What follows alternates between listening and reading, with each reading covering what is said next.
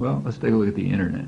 The Internet was developed for about 30 years, completely by the public.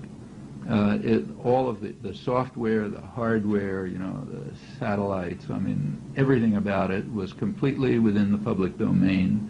The packeting systems, all the new designs. In fact, the only part that wasn't created by the public in the United States was created by the public in Europe. The basic ideas for the World Wide Web came out of CERN, the International Laboratory in Geneva, which is, again, an international government laboratory. That's virtually the whole story. After about 30 years of this, just right now, the last 2 or 3 years, it's handed over to private power. So yeah, Bill Gates, who was typical parasite, kind of watching on the outside, absolutely no interest, now wants to take over the Internet and is heading to do it. And private power is not being secret about what they intend to do. What they want to do is take this system developed at public expense, initiative, ideas, technology, and so on, and use it for two purposes. One purpose is for what's called an intranet, that is to carve out big pieces of it, which are simply used for purposes of corporate transactions.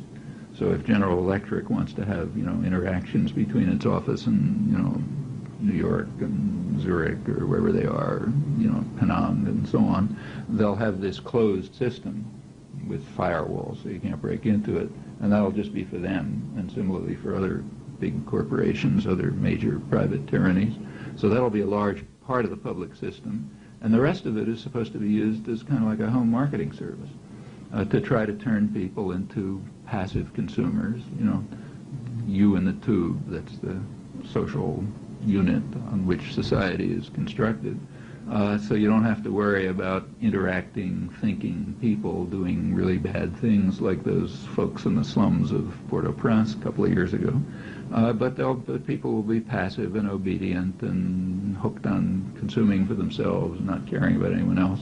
And then you really won't have to worry much about the threat of democracy. At least that's the idea. Meanwhile, massive propaganda in the ideological institutions teaches you all sorts of mantras and so on and so forth. That's pretty much the way the story works, I think, at any point where you look at it in detail. So anyhow, my suggestion is take the slogans and look at them, take them apart, see what they actually mean when you look at them in practice. Where do they work? Where don't they work? How do they work? What are the results? I think you find a picture that's very, very different from the conventional one.